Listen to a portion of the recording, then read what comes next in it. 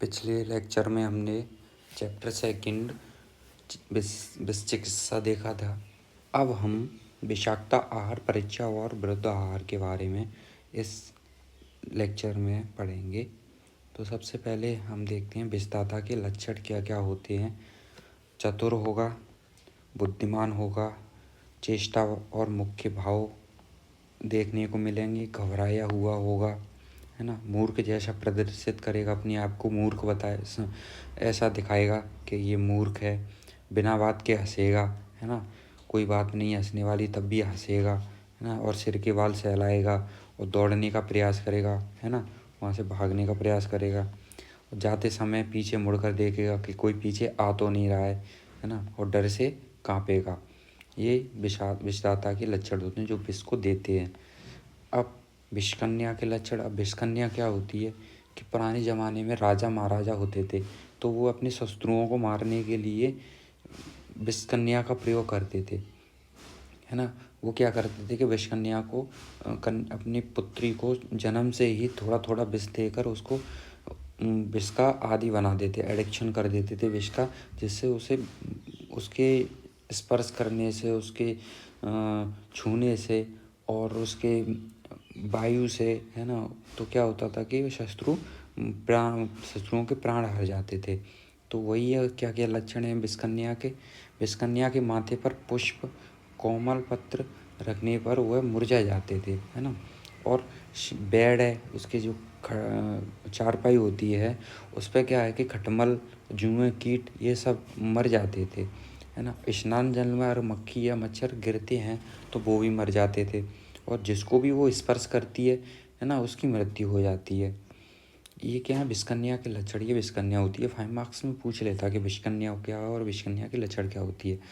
तो अब आता है विरुद्ध आहार, है ना, फूड पॉइजनिंग। मॉडर्न में जिसको फूड पॉइजनिंग बोलते हैं। ये 10 मार्क्स में आता ही आता है क्वेश्चन, 100% इसका आना ही है। तो क्या विरुद्ध आहार क्या होता है? जो शरीर के अंदर विषाक्तता उत्पन्न कर दे उसे क्या कहते हैं? विरुद्ध आहार, है ना। जो भोजन सड़ जाता है या खराब हो जाता है तो वो क्या करता है, उसको खा लेते हैं। खाने से अगर हमारे शरीर में पॉइजन उत्पन्न हो रहा है, पॉइजन प्रोड्यूस हो रहा है, तो क्या होता है कि वो विरुद्ध आहार कहलाता है ना। चरक सूत्र स्थान में इसको 18 प्रकार का माना गया है ना। तो क्या कौन कौन से हैं? देश विरुद्ध मतलब स्थान के विरुद्ध। अरे अनुपदेश है, वहाँ पे स्निग्ध और शीतल खाना खा रहे हैं तो वो अनुपदेश के विरुद्ध हो गया। रेगिस्तान में अगर शुष्क, है ना, सूखा और तीक्ष्ण, है ना, भोजन कर रहे हैं, आहार ले रहे हैं तो वो देश विरुद्ध आहार हो गया। काल विरुद्ध आहार क्या है कि काल के अगेंस्ट क्या है कि ग्रीष्म ऋतु है, गर्मी पड़ रही है तो उस समय भी उष्ण भोजन खा रहे हैं तो ये काल विरुद्ध हो गया।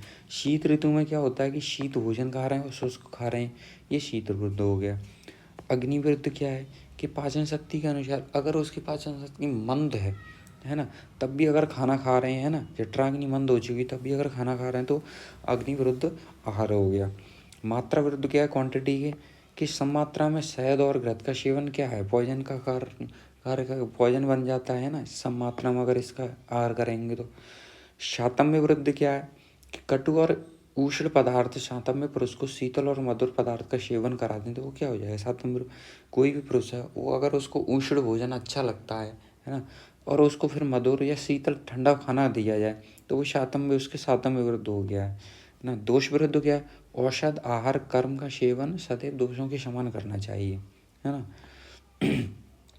संस्कार विरुद्ध क्या है? मोर का मांस यदि एरंड शलाका से भुना जाए, है ना, भुना हो, मोर का मांस है अगर उसकी जो एरंड की शलाका होती हैं उनसे अगर भुना उसको फ्राई करते हैं तो क्या होता है कि संस्कार के विरुद्ध हो जाता है। वीर विरुद्ध, है ना, उष्ण वीर पदार्थों के साथ शीत वीर पदार्थों का सेवन। कोष्ठ विरुद्ध मृदु कोष्ठ है, उसमें अधिक मात्रा वेदनीय और तीक्ष्ण द्रव्य देना। क्रूर कोष्ठ में क्या अधिक मात्रा में मंद और अवेदनीय द्रव्य देना, है ना। अब अवस्था विरुद्ध क्या है? शारीरिक तनाव, व्यायाम आदि के बाद बातयुक्त आहार देना। आलस्य और नींद वाले व्यक्ति को कपयुक्त आहार देना। कफ का लक्षण क्या होता है? आलस्य लाना और नींद आती है कफ वाले व्यक्ति को, तो उनको भी अगर आलस्य और नींद वाले व्यक्ति को क्या कब एक तो आहार दे दिया तो क्या होगा, आलस्य आएगा, नींद आएगी। क्रमबद्ध में क्या है कि रात में अगर दही खा रहे हैं खाना, ये क्या है, क्रमबद्ध है। भोजन शुरुआत में तिक्त कटु खा ले रहे हैं और अंत में मधुर खा रहे हैं, ये क्रमबद्ध है। पहले मधुर खाना चाहिए, उसके बाद तिक्त कटु। परिहार विरुद्ध का है, बराह मास के बाद उष्ण जलपान कर रहे हैं तो ये परिहार विरुद्ध हो गए। गर्म चाय के बाद ठंडा पानी पी रहे हैं, ये भी गर्म विरुद्ध है। उपचार विरुद्ध क्या है, घृत लेने के बाद शीतल खाद्य पदार्थ ले रहे हैं, है ना। पाक विरुद्ध का पाक क्रिया के समय दूषित तेल या लकड़ी से खाना बनाना। संयोग विरुद्ध का है, दूध से बने उत्पादों को अम्ल रस युक्त पदार्थों के साथ सेवन करना। हृदय विरुद्ध क्या है, स्वाद में सुखद नहीं हो। संपद विरुद्ध क्या है, रस उपद्रव के बाद समाप्त हो गया हो, है ना। विधि विरुद्ध क्या है, रूल क्या, अगेंस्ट क्या है, अनुचित तरीके से या एकांत में लेना विधि विरुद्ध है ना। एकांत में खाना लेना क्या है, विधि विरुद्ध हो गया है। सुश्रुत ने इनको 20 प्रकार का माना है। ये बस सिर्फ MCQ के लिए याद रखना है, सुश्रुत ने PG के लिए, PG के पॉइंट ऑफ व्यू से। अब अकॉर्डिंग टू मॉडर्न देखते हैं फूड पॉइजनिंग क्या होती है। Food poisoning is a caused by the eating contaminate food infectious organism include bacteria, virus, parasite, इनसे मिलकर बना होता है, वो क्या होता है, फूड पॉइजनिंग हो जाता है। ये 2 प्रकार का है, बैक्टीरियल और नॉन बैक्टीरियल। बैक्टीरियल क्या होता है, जो injection of food contaminate by living bacteria या देयर टॉक्सिन्स, वो बैक्टीरियल हो गया, है ना। इसमें क्या आता है, साल्मोनेला, शिगेल्ला और स्टेफिलोकोकल और बोटुलिज्म। साल्मोनेला का होता है 12 से 24 घंटे इसकी इंक्यूबेशन पीरियड्स होता है। शिगेल्ला का 12 से 48 घंटे के बीच का होता है और स्टेफिलोकोकल का 1 से 6 घंटे के बीच में इसका इंक्यूबेशन पीरियड है। बोटुलिज्म का 12 से 36 आवर्स में। ये MCQ के लिए याद रखनी है। Sign and symptoms of bacterial food का क्या है, nausea, vomiting, watery, bloody diarrhoea, abdominal pain, cramps, fever, है ना, ये चीज़ें। इन्वेस्टिगेशन क्या कराएंगे, ब्लड टेस्ट कराएंगे, उसके बाद स्टूल का कल्चर, है ना। ट्रीटमेंट क्या है, recommended solution of the WHO, है ना, आता है इलेक्ट्रो पाउडर, है ना, जो भी ORS घोल, ये वगैरह देते हैं। और फ्लूइड और इलेक्ट्रोलाइट देंगे, एंटीबायोटिक्स देंगे, एज पर सिम्टम्स उसका ट्रीटमेंट करेंगे, है ना। नॉन बैक्टीरियल क्या है, कॉज्ड बाई केमिकल्स के द्वारा होता है ना, वो होते हैं नॉन बैक्टीरियल।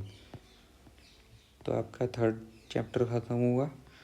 आज के लिए इतना ही रखते हैं। नेक्स्ट लेक्चर में हम 4th चैप्टर देखेंगे, गर्विश और दूषिविश।